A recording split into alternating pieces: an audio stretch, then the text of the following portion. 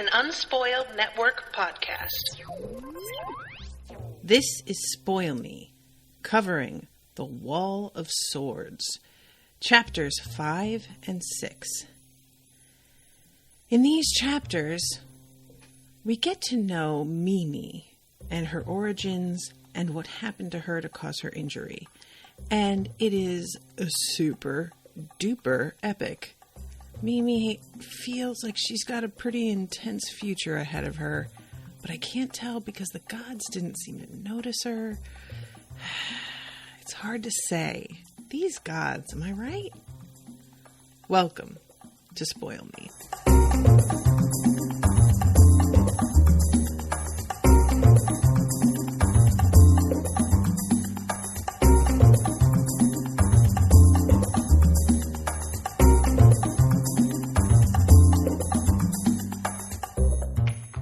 Welcome to the show, everybody. I am Natasha. Kyle is here in the chat, and he is telling me some news. First thing, Ken Liu announced earlier this week that the writing for book 3 is done, and I am just super excited. Oh, Kyle, that's very good news. Recently I finished the second book in another trilogy, the Trickster trilogy, which if you guys have not read them, they are bonkers crazy, like real weirdo crazy. I love them. But the third one isn't out yet. And when I finished the second one, saying the second book ended on a cliffhanger is like not doing that justice at all.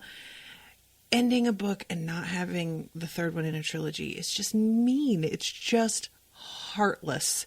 And I'm really, really glad to hear that this one is going to be hopefully on its way to publication soon. So that by the time I finish this one, maybe it'll be out. That'd be pretty cool. So anyway, thank you, Kyle, for this commission. It's been a little bit since the last time that I covered chapters 3 and 4, but this section is it's very different than the others have been, because really what the other chapters have been concerned about has been like getting us caught up to speed on what's been going on in communities that we are a little bit familiar with due to the first book. And, you know, obviously, like 15 years has passed since the beginning of book 1, more than that, actually. So there's a lot of like familial things, especially going on with Kuni's family, and a lot of changes to the political landscape because peace has its own effect on people's ambitions. So that's really what like the first 4 chapters of this have been concerned with. But this chapter, we take a step back, and it's a further step back than I expected. Like, what went on with Mimi is really jarring, because we're going back to the times of Mapidere and seeing a kind of brutality again that I keep trying to put out of my mind because I hate it. You know what I'm saying? Like, it's so illogical, really, is what it comes down to for me in the end. The way that Mapidere treated people and the fucking, like, scorched earth methods that he employed for controlling ordinary folks, that I keep sort of like forcing myself to get through the descriptions of what he's done and then try to scrub them from my mind because they are so upsetting. Even in fiction, they're so upsetting that I'm just like, I can't hold on to this in my brain. It's just too painful. And in this section, we have to go back to that, and it's presented in a more personal way than it has been for some time. We really haven't seen the, like, description from the point of view of someone affected by Mapidere's policies since we met the 2 who, like, wound up splitting off, one of them going with Kuni and one of them going with Mata. I can't remember those 2 brothers. Were they brothers or just friends? I feel like they were just friends. But they were like the ones that we really got to hear about their families and how their families were starving and how they got conscripted into this thing and the progression of everything that happened to them as a result of this cruelty and this like complete disregard for human life that isn't noble and whatnot. And then we go through the rest of the stories and everything is told to us in a somewhat more removed fashion. And I appreciated that because there's only so much of the very personal method that I can take without getting super bummed out. But I feel like it's very important for these characters for us to be able to hear their story in a personal way, to establish our relationship to them and our empathy for them. So it says, Mimi, chapter 5 starts with Dasu, the 22nd year in the reign of one bright heaven, 18 years before the first grand examination. So right there, like the grand examination, she was about 18 when she showed up. So we know that this is around her birth. On a winter day in the 22nd year of the reign of one bright heaven, which was also a year of the orchid, and the last year, and we find out what that means later, and the last year of Emperor Mapidere's life, a little girl was born to Aki and Oga Kidosu, a poor farming family in a small village on the northern shore of Dasu. Now, I really like this description coming up of this family a lot. Though the family had few possessions, the tiny hut was always warmed by the glow of joy. Aki tended to the vegetable garden and mended the fishing nets and made stews out of leftover fish and wild herbs and garden snails and pickled caterpillars. Listen, I'm sure pickled caterpillars are delightful, but you could not pay me enough. That tasted as divine to her family as the delicacies served in the grand palaces of Kripi and Muning. Oga spent the days plowing the sea with the other fishermen, and nights patching holes in the wattle and daub walls, entertaining his wife and children with stories he made up on the fly. The older children took care of the younger, and learned their parents' trades by helping them. They led a life that was common, but not commonplace, meek, but not mean, tiring, but not tiresome. The baby girl cried loudly as she was born, but her voice was soon drowned out by the howling wind. So, I really like this because as there's a really like difficult balance that you have to strike when you're writing this sort of thing.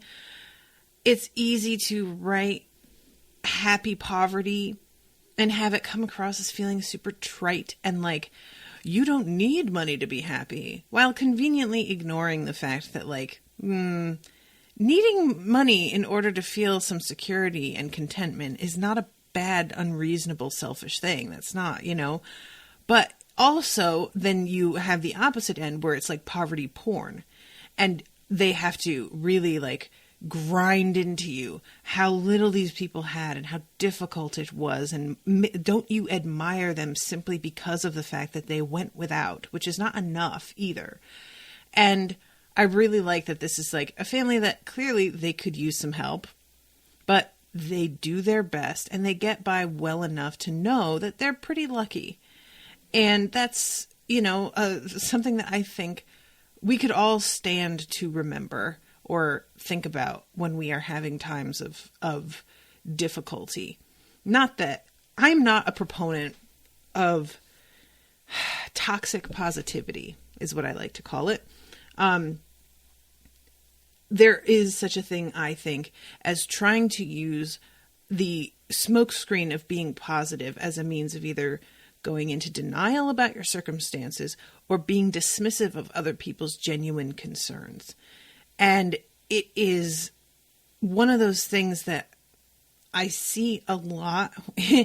I see it a lot on like Facebook pages. I see it a lot in personal interactions as well, where somebody sharing their frustrations gets immediately like told something kind of meaningless, like, you're tough, you'll get through this. Which, like, okay, I appreciate the vote of confidence in the way that it was intended. But there is a sort of like, just shut up and do it tone to some of it. Or there is a suggestion that if you are feeling frustrated by things, then that means that it's your fault for not having a better attitude, or that you are not stopping to take stock of the things that you are happy with in your life and are grateful for. And if you did that more frequently, this stuff wouldn't affect you quite so deeply. And that is something that I just get real like touchy about, because it's a similar thing to me. You know, this will be a bit of a leap, but I think you guys are going to see what I mean. It's a similar thing to me to people saying, like, if we stopped talking about racism, then it would go away. Denying that an issue is an issue doesn't erase it. That's not how it works. If that were the case, people in denial would have a point, you know, but they don't. They're just prolonging things for themselves and everyone around them. And I think denial can be, in a way, like helpful at times. When somebody has gone into deep shock, denial prevents their mind from being like harmed, you know. But there comes a point where you have to cope with what's in front of you. And there is a tone to people who like to say they fall back on positivity that really suggests, if you have difficulties, that you should not be talking about them at all, as if talking about them gives them more power, which I can understand dwelling on things, giving them power.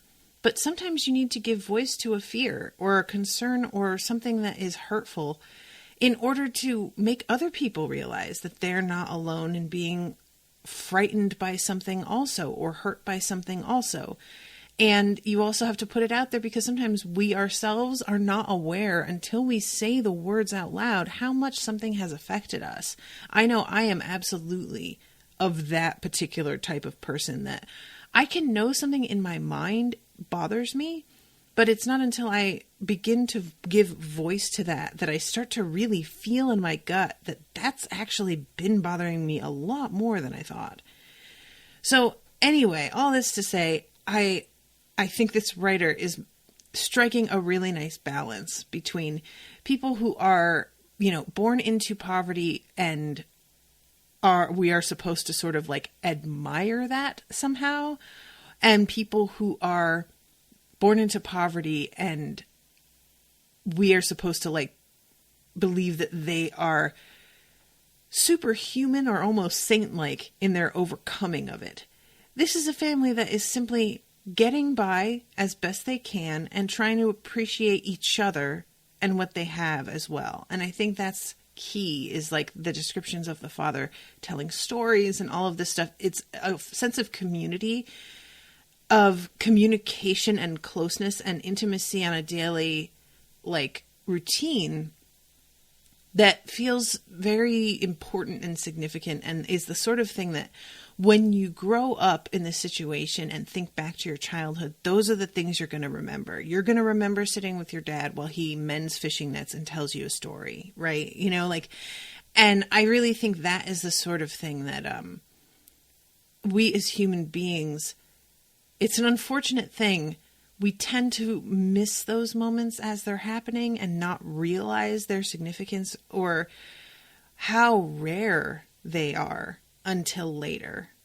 And I really am trying, as I get older, to zero in on that stuff while it's happening a little bit more. And when you can manage to pinpoint that kind of moment happening while it's happening and really sit in it and appreciate it for the rarity that it is, you achieve a kind of contentment that is so profound that even thinking back on it, it brings the same sort of feeling again.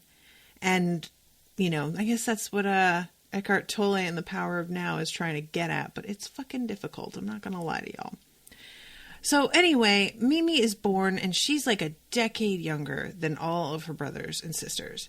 Or, you know, like, does she have brothers? There's a whole thing that goes on where her family gets split up, but we'll talk about this in a second. So we'll go on to Mapidere and his fucking dumbass. Just two brothers. Thank you, Kyle. He called Mapidere a meanie. Yeah, to put it lightly. Mapidere is getting old, and like all old men who think way too highly of themselves. He believes that he needs to live forever. He believes that the world needs more of his fucking cruelty. And guys, I understand the desire to live a longer life because there are things out there that you want to explore, things you haven't gotten to do. Not just like not wanting to give up on the excitement of living. I understand that, but that's not what this dude is about, you know? And this is just so incredibly self-centered and so like you just have to think so highly of yourself, which he obviously does. He wouldn't do what he does in the world without having this sort of opinion for himself. So this completely tracks, but it's just the kind of thing that like, how fucking awful would it have been if he managed to find something that made him live longer? Like, that would suck. That would be terrible. There is a point during which, during the Dresden Files, where he's presented with like the concept of necromancy, but not bringing back people who have been long dead, rather preventing someone who is on the brink, who has just died, from actually dying. The way that somebody whose heart stops when they're drowning, you're able to still bring them back a moment later. And for a moment, it seemed like they were dead, but they're not. And this person presents it with this sort of like, wouldn't it be amazing if we could still go to a symphony that was written by Mozart? Wouldn't it be amazing if we could go to a lecture that was taught by Albert Einstein? And they bring up all of these like beautiful examples. And it bothered me a lot that nobody like retorts with, yeah, and how about all of the psychopaths that would still be around? You know, just the good, brilliant people. And one would have to really just say brilliant people, because good and brilliant do not often go together, unfortunately.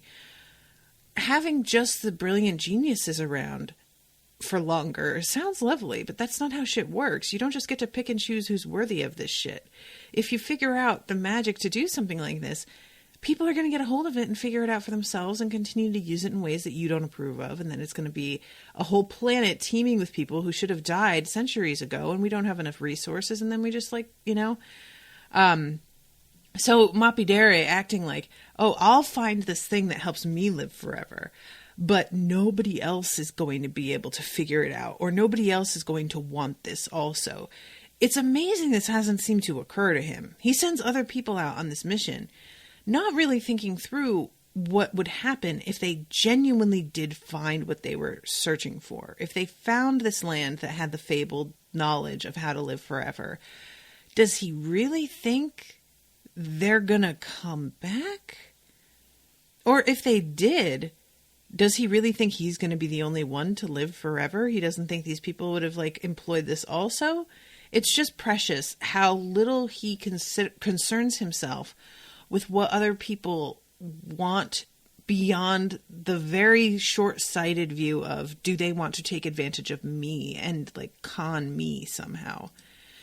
So there are all of these people that come to the court and offer him millions of different like elixirs and herbs and methods of exercise and things that are meant to give you long life. And it's sort of like, it's the kind of thing that when you think of it in terms of the mythological, larger than life, live forever solution, it sounds sort of silly, but I urge you guys to rethink this whole scene in terms of the diet industry, personal trainers, and nutritionists.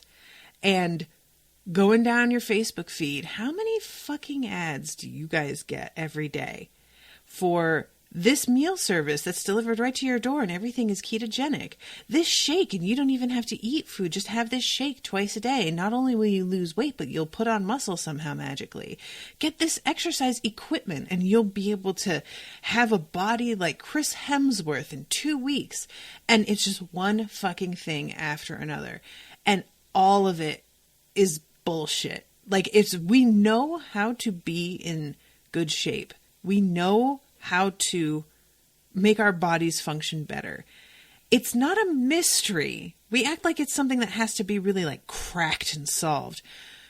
No, you eat a hugely vegetable-based diet with a good amount of protein, and you move a lot and drink a lot of water. That's pretty much it. It's not really that fucking deep. The reason that we are out of shape or have, fallen out of practice with like eating better and taking care of ourselves isn't because we don't know how to do it. It's just because it's fucking difficult and often not super fun. But these guys are offering all kinds of shit that I just can't, he winds up killing people who present him with shit that doesn't work, and it still doesn't deter them, which I really want to know what they think they're going to be able to get away with. Like,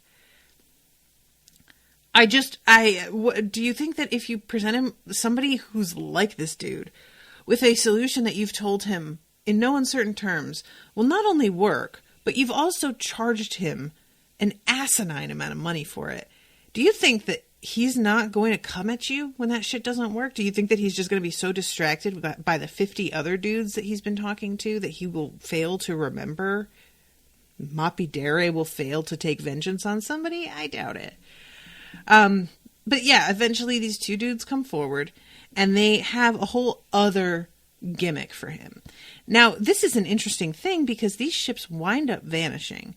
And I feel like this is going to come up, and it's actually going to turn out to be, not that they like found the land of eternal youth or something, but I feel like something is going to have happened to these people that is going to come full circle back again.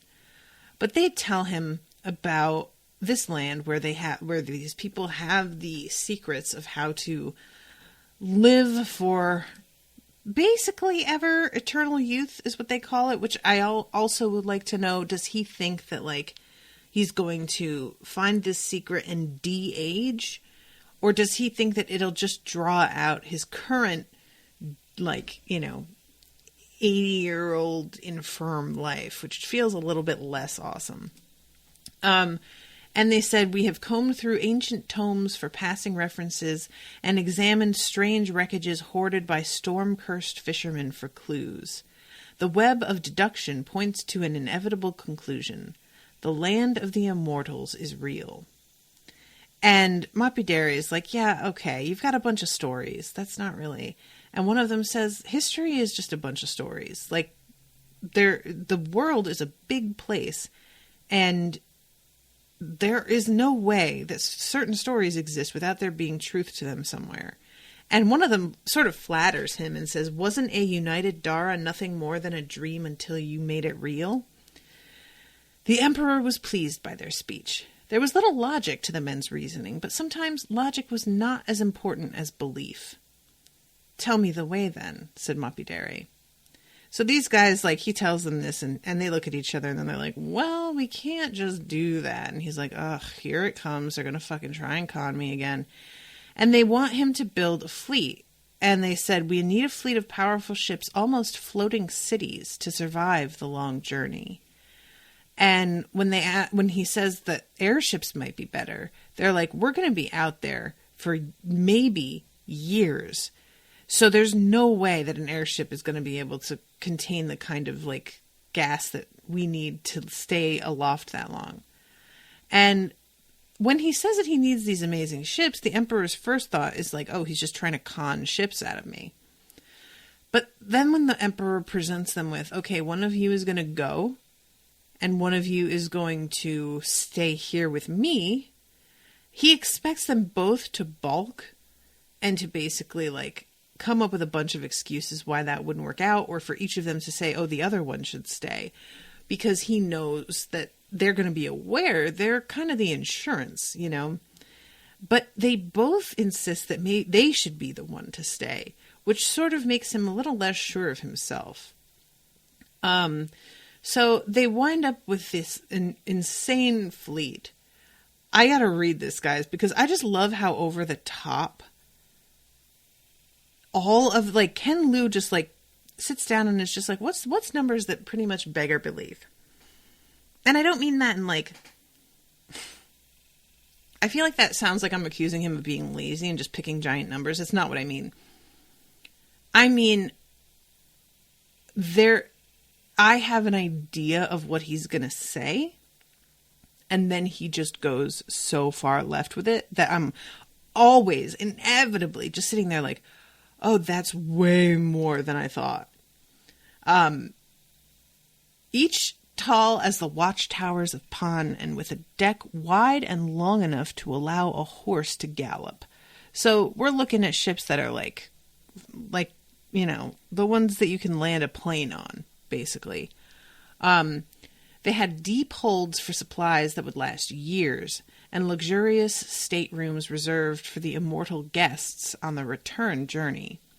In total, a crew of 12,000 skilled sailors, dancers, cooks, dressmakers, carpenters, blacksmiths, soldiers, some to impress the immortals, but others to just get them back by forceful means, if that's what needs to be done, were conscripted for this expedition into the unknown waters of the north.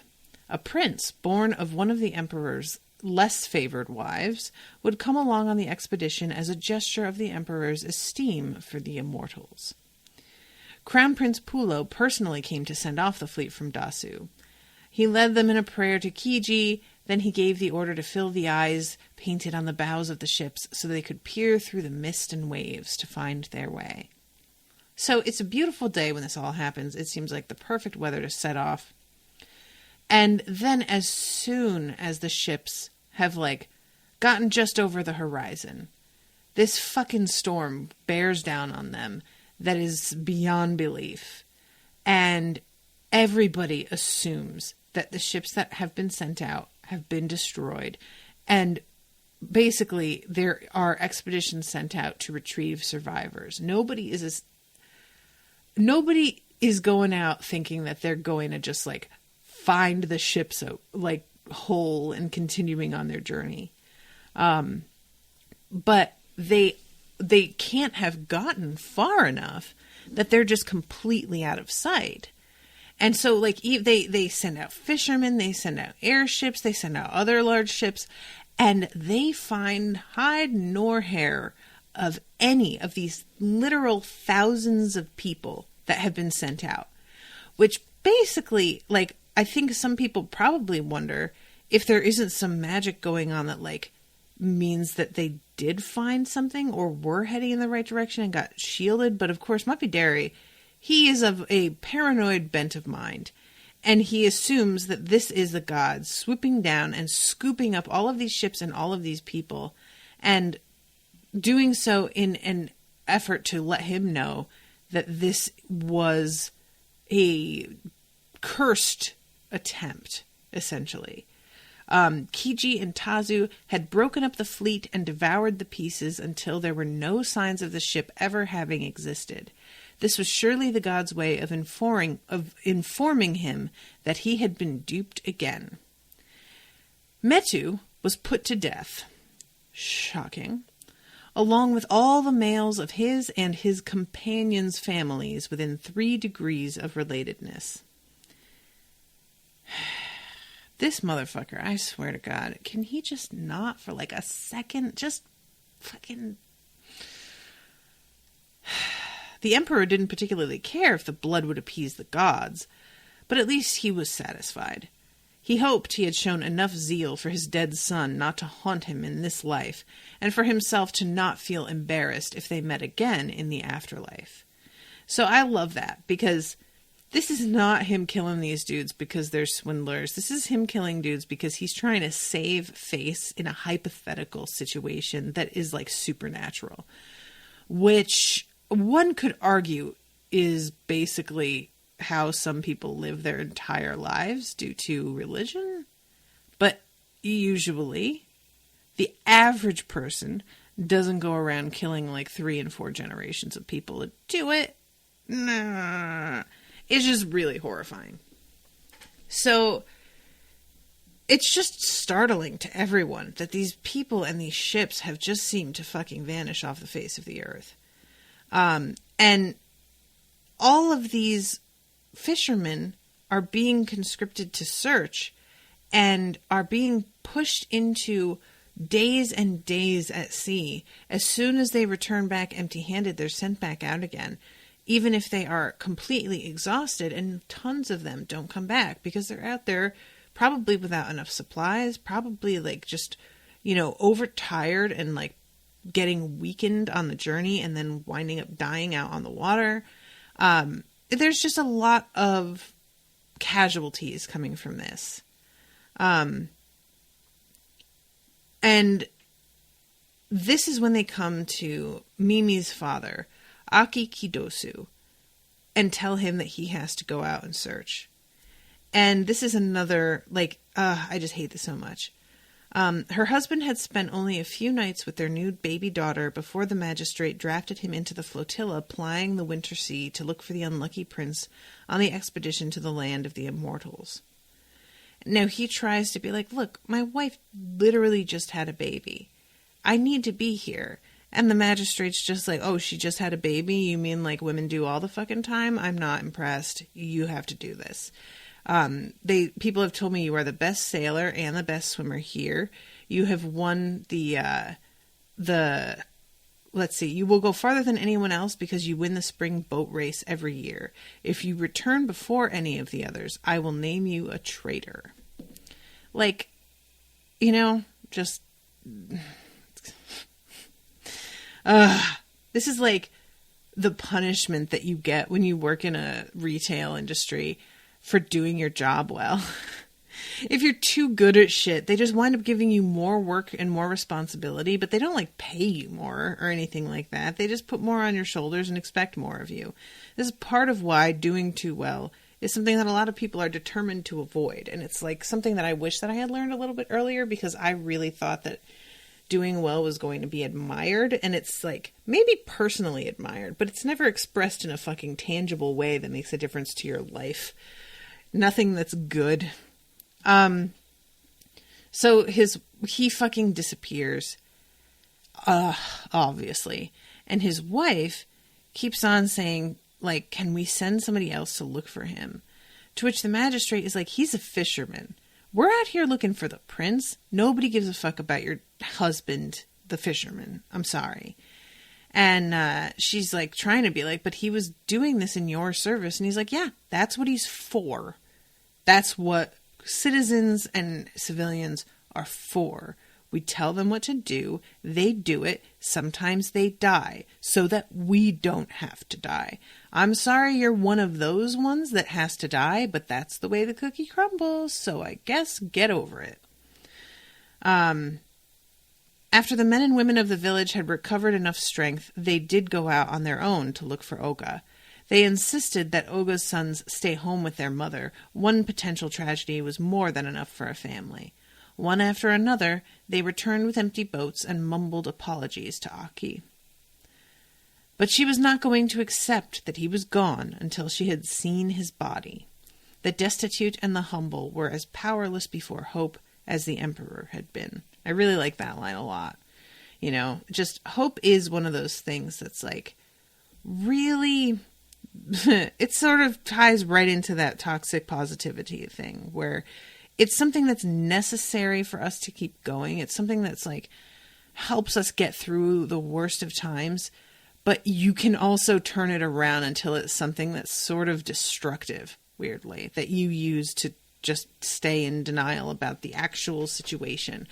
You can't focus on a hypothetical at the expense of the present, So she's raising her baby and keeps telling the baby that, your father's coming back. He's going to have stories to tell you.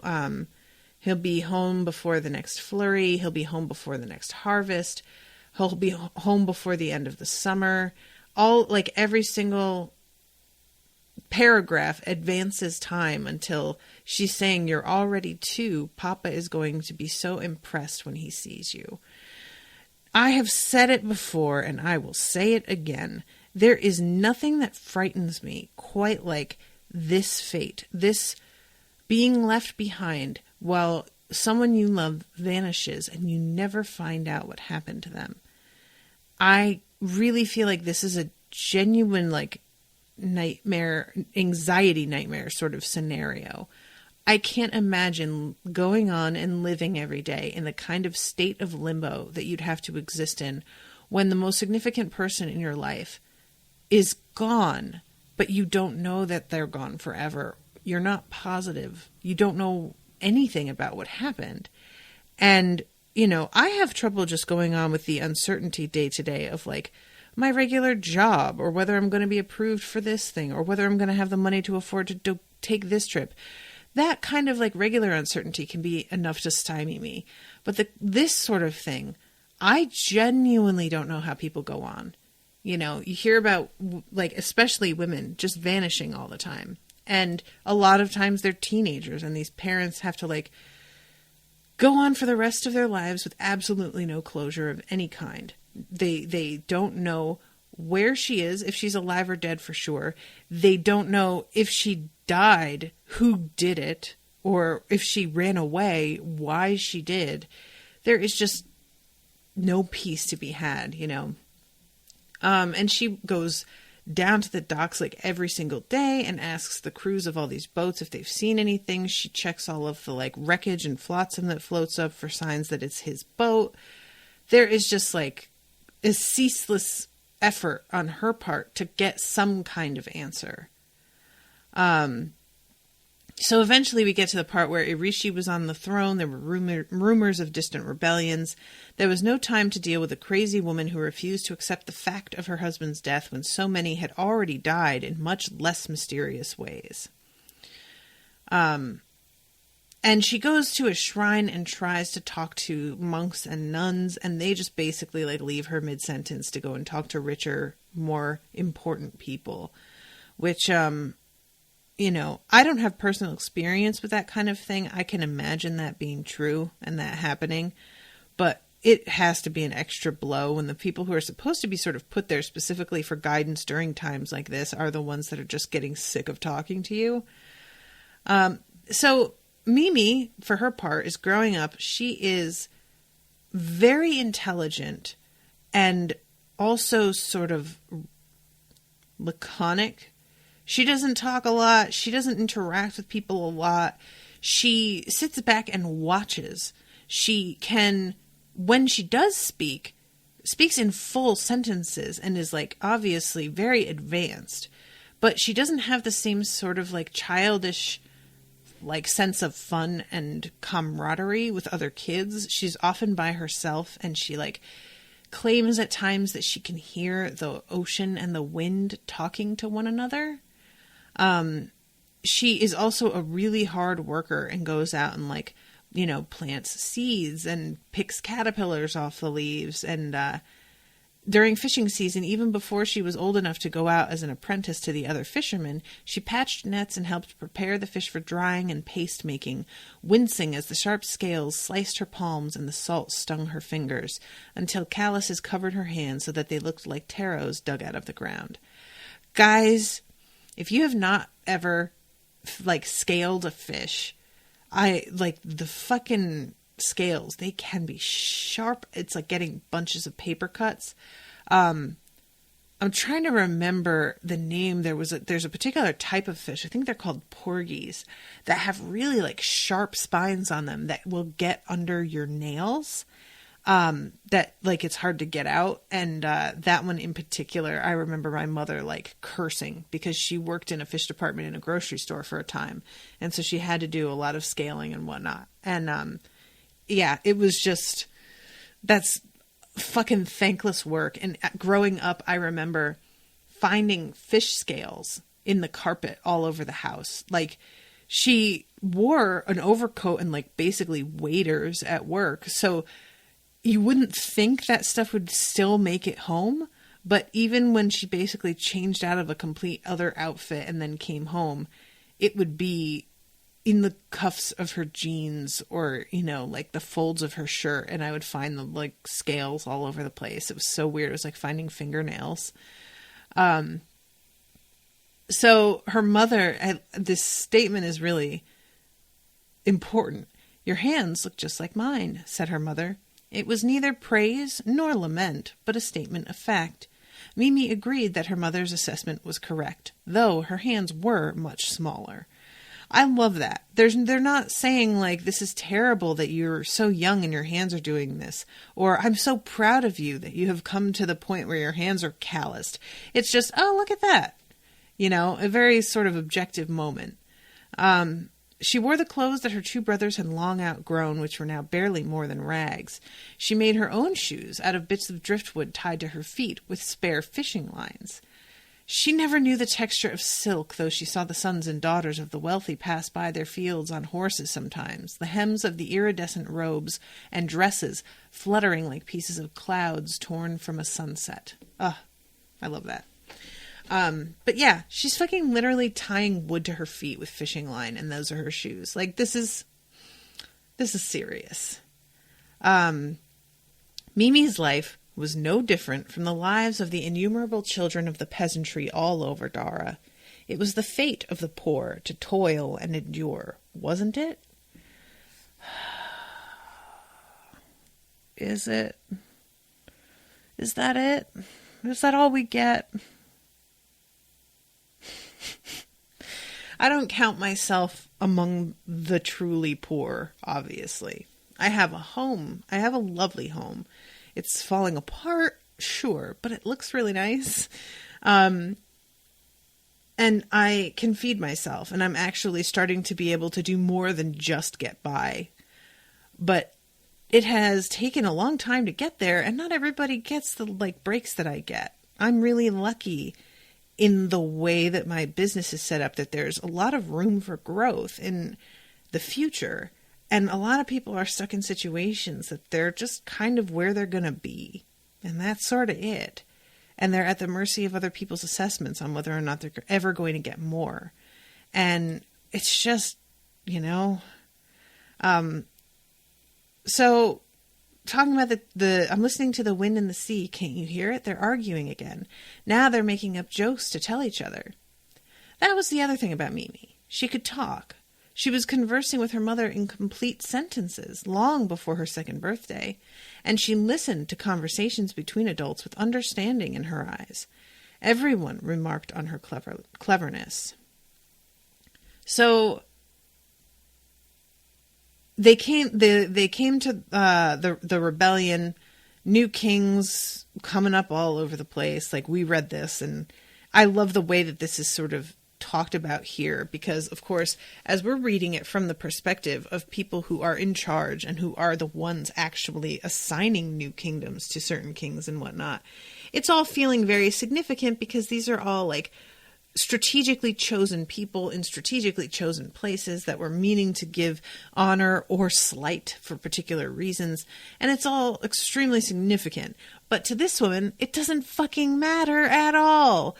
People going out here being king, going out here. It's very reminiscent of like A Song of Ice and Fire, where he's like, people want, they pray for healthy children. They pray for a good harvest. They pray for rain. They don't give a fuck who's sitting on the throne. They really could not care less. That's not something that ever really affects them. And that is something that I think has been mistakenly believed by people in our like present day political climate. People try and act like it doesn't matter. I'm not affected by all these different things. I'm just trying to get by, without the understanding that, like, first of all, you get to vote. So it's right there. You have way more responsibility, and you just don't seem to want to acknowledge that. But then also the policies directly affect you very quickly. Like, the changes that are made to who can apply for certain benefits, or who is permitted to get married, or a variety of different things, are absolutely like this. The political situation in a fantasy book, they're not going to have the kind of intricate social support systems that we have now that really do affect you plenty right away, or at least affect your friends. So that's the kind of thing that I just don't have any patience for, is people trying to use like these sorts of examples as proof that voting doesn't matter, or that politics is something that you can sort of just stay out of. You can choose to stay out of it, but it ain't gonna stay out of you. Politics is the thing that's ruling what happens in your life in a lot of ways. And I always just find it so baffling when people sort of say it as a point of pride that they're like not involved or they don't know what's going on. Like, why would you not? You know, it's like the same thing as trying to act like you're proud that you don't know who your boss, what his name is. You know, this is a similar situation. But in this case, obviously, because of the way this political system is structured, because of the primitiveness of the living conditions and everything, it's going to be a very different thing. And I just enjoy seeing it from the outside this time around when we've read the first book that's so involved, to just be like, yeah, new king. Oh, that king's gone. Now there's a different one. Oh, that one's gone. Like over and over again. War raged, though Dasu was thankfully spared the worst of it. When the Marshal of Zana, Kindo Morana, gave the call, many young men from this small island joined the army to put down the rebellion on the big island. Some went in search of glory, some went for food and pay, still others were taken by the army regardless of their wishes, including Mimi's brothers. None of the young men ever returned. My sons will come home with their father, Aki said. She prayed even harder. Sometimes Mimi prayed with her. All the men in their lives were gone, and what else could they do? Hope was the currency that never ran out, and it was the fate of the poor to toil and endure, wasn't it? Like, this is the point where it starts to get damaging. Continuing, even all these years later, to, like, tell your child that her father will be home someday. And then pairing them up together. When my fucking husband comes home, then also my sons will come home. Girl, you've got to fucking put it to bed. You do. You just got to at some point. This is just not healthy. I know that we really love to romanticize never giving up hope, but hope can turn poisonous after a while. What was the, let's see, what did it mean that the winds that carried the voice of Kiji seemed to be filled with anger and despair, while the tides that spoke for Tazu, the god of confusion and disarray, grew wild with pleasure? What was the import of this particular utterance, of this other turn of phrase? This is all things that Mimi is hearing, and she can sort of seem to tell what the moods of the gods are through this, but it doesn't seem to like coalesce into any real meaning. There's no crystallization of like an epiphany that's something that she can work off of, you know? There's no action to be taken based on what she's hearing. So when Mimi was 5, she woke up disoriented. Her mother was soundly asleep by her side, and she couldn't remember the dream that had wakened her. She felt a premonition of something important happening beyond the walls of the hut, and she got out of bed, tiptoed her way to the door, and slipped out. So here comes this shit. This is insane. There is a giant sea turtle that it's like in the sky being chased by a huge shark. And it's very clear that these things are like the gods somehow fighting. And the fucking teeth of the shark are made up of lightning, like streaks of lightning, which I can't even picture. I genuinely can't even like imagine what that looks like. Though the turtle seemed to be paddling its flippers leisurely and the shark swinging its tail in a frenzy, the shark never caught up to the turtle. She knew that the turtle was the Paui of Lutho, while the shark was the Paui of Tazu. One is the god of fishermen, the other is the god of the destructive nature of the sea. Now she sees a ship with a strange design being tossed in the waves, circular in shape like half a coconut shell or a lily pad bobbing up and down. A single massive mast, pure white in color, poked out of the center like the stalk of a lotus flower. Tiny figures are trying to hang on to the rigging and gunwales, but a few seem to be shaken loose with each rise and fall. The giant turtle swam up to the ship, dove down, and rose again with the ship lodged securely in deep grooves etched into the back of its shell, as though the ship were a mere barnacle. Leisurely, the island turtle continued to swim west while the shark pursued close behind, tail whipping, jaws snapping. inexorably the turtle was pulling away. Now, I feel like this is supposed to be a signal to her that somebody, probably this god, took care of her father's ship. But I don't know how much Mimi even knows about that this would make sense to her. She was cheered for the turtle and the ship it carried, though she was certain that whoever the refugees in the ship were, they were too far away to hear her. Once more, the great shark leapt into the air, and as it reached the apex, shot out a long, twisting bolt of lightning. So she gets hit with lightning from this shark, which is bananas. I can't. Like, what does that even do? You got struck by lightning, which would pretty much kill you, the average person, like, right away. That's probably going to kill you. It doesn't, though. She gets a scar on her face, and she gets one leg paralyzed completely. But she's still alive. And it feels like they chose her to get shocked. I don't know if the shark is taking out its, like, anger that she was cheering for the turtle, and that is what it's, like, angry about and trying to, like, punish her. Basically, is that life-changing fucking stroke of lightning to the god the equivalent of just slapping her across the face, like, shut the fuck up, which is just mean. And the shark is, like, you know, it's coming at her at the point that it hits her with the lightning. And when it is coming towards her right before she gets hit with it, a falcon tries to sort of intervene.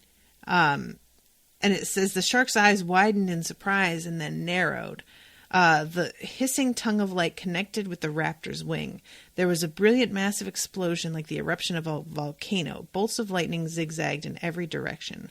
One of the smaller bolts shot out at Mimi and struck her in the face. So I feel like this shark had been intending to kill her. And this falcon managed to keep her from actually dying and took on the worst of it. But I don't know if it's even that. I don't even know if the god even cared about her. I don't know. But the fact that this woman has lost her husband, lost both of her sons, and now her one daughter is just really disabled is just, it's spelling out some bad luck for her in her old age. You know, like, and I said on my personal Facebook a couple of weeks ago, I said, if you only have kids because you are worried that you need somebody to take care of you when you're old, that is selfish as fuck. And I stand by that today. I stand by that in the era we now live in. But there was an era in which that was absolutely necessary. And I just, you know, it's much more understandable at this time that Aki is kind of depending on her daughter, you know, like you would. I'm sure she would be able to find somebody to help her out in this community. But nevertheless, you're going to feel like a burden if they weren't people that you were like, because it's not going to be like, oh, I'm paying you money in exchange for a service. Like if you know, go to a nursing home or one of those like senior living facilities. This is a family that already has their own people to take care of who are also impoverished that now also have to worry about you. So it's a totally different situation. And they're not even sure that Mimi is going to wake up. Like Tora, which is the name of the sort of herbalist woman, she's unsure that Mimi's going to make it. And eventually when she does, I think Tora's pretty surprised. She tries to tell her mother about what she saw, and her mother's just like, yeah, you know, you see all kinds of crazy shit when you have a fever. And she is pretty sure that's not what it was, but she's not totally sure, so she just decides to not press it and kind of keeps the rest of it to herself. And Mimi is probably not going to be able to walk on that leg again. And she winds up sort of having to like drag it behind her for a while. Flowery metaphors replaced homely similes. Sophisticated kennings replaced unadored phrasings. Echoes of the Anno classics replaced the patterns of the sea in her mother's murmurs. The way that Mimi grew up and changed the way she remembered the stories.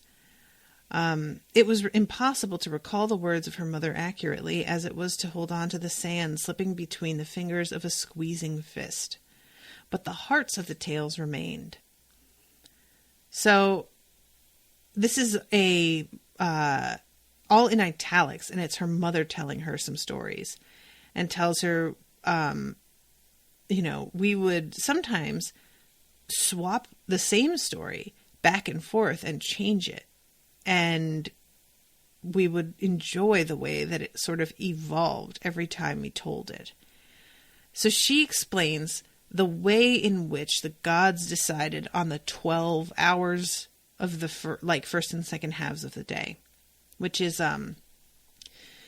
something that I often think about, just how our calendar is just nonsense. We really should have 13 months, and they would be 28 days each, and that would be fine. But no, we have to have 12 months, and some of them are 30 days, and some of them are 31 days, and one of them is 28 days, except for every fourth year or third year or whatever it is that we add another fucking day. It's the stupidest, most illogical system I've ever heard of in my life, and whoever approved it should be fucking slapped across the face. However, also the fact that, we are one of the only countries in the world that does AM and PM rather than a 24-hour system. Why? Why don't we just have the 24-hour system? Having to make sure of AM and PM is so cumbersome. Just do 24 hours. Whatever. The cycle starts with the year of the plum, which is followed by the Cruben, the orchid, the whale, the bamboo, the carp, the chrysanthemum, the deer, the pine, the toad, the coconut, and finally the wolf, before starting with the plum again. So she tells the story about how all of these gods were wanting to divide up time and make it a little bit more manageable, because that is what civilization is about. Lord Luthos says, civilization is a matter of endowing nameless things with names. So they all start to nominate different animals that are their own pawi, as they're called, for the different parts of the day, the different times. But Lord Tazu is just dude, that's real boring. We all nominate our own pawi. Ooh, how very unpredictable we are. Why don't we do something interesting?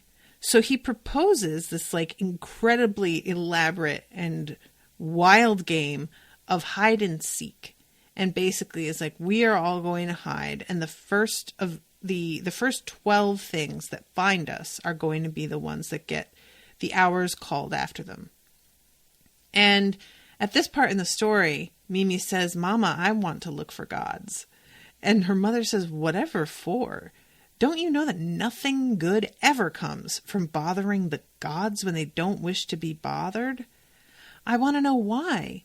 Why is Papa gone? Why have Pharaoh and Fasu been taken away? Why was I struck by lightning? Why did we work so hard and have so little to eat?" And she says, sorry, no answers here, just stories, and continues on.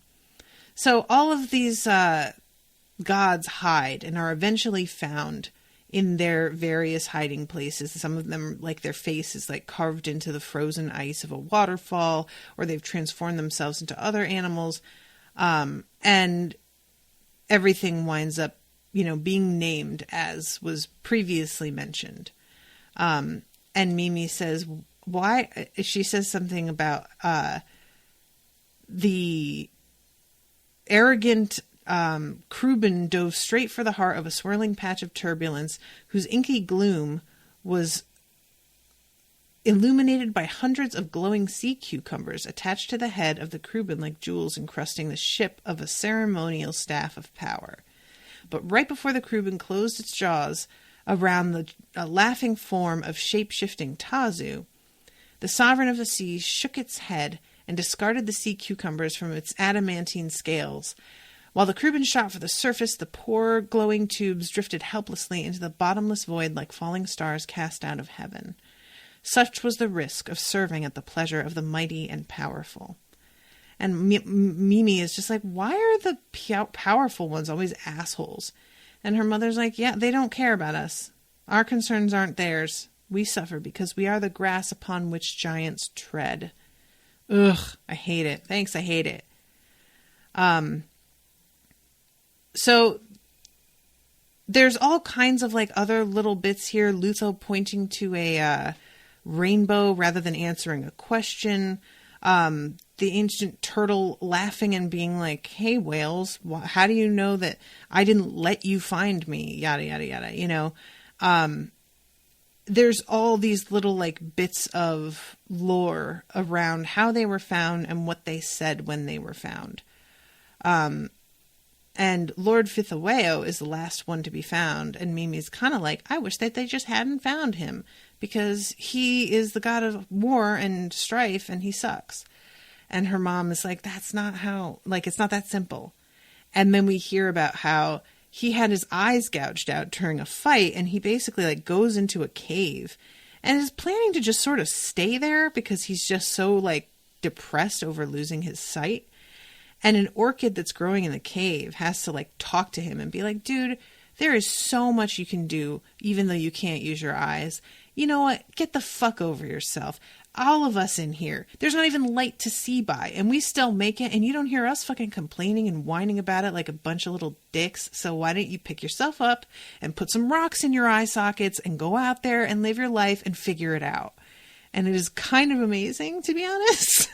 This orchid does not have time for his shit. He's just like, I use my scent to draw people to me. The bats use sound. The fishes use like the entire sensation of their bodies. All of us have figured out ways around not being able to see. You are a god. Fucking get over it. True courage is to insist on seeing when all around you is darkness. And so it ends with Fithaweo putting some fucking obsidian rocks in his eye sockets. And that's the end of the story. That's how the orchid got to be part of the calendar. So I'm over time here, so I'm going to wrap it up. But thank you to Kyle for commissioning this. This was fun. And I really hope that you guys are enjoying the coverage. And I really hope that the third book gets published soon and I'll be able to read it. That'll be fun. All right, guys. I'll talk to you later. In a little bit, actually. I'm going to be doing Magician, so come back. And until then, toodaloo, motherfuckers.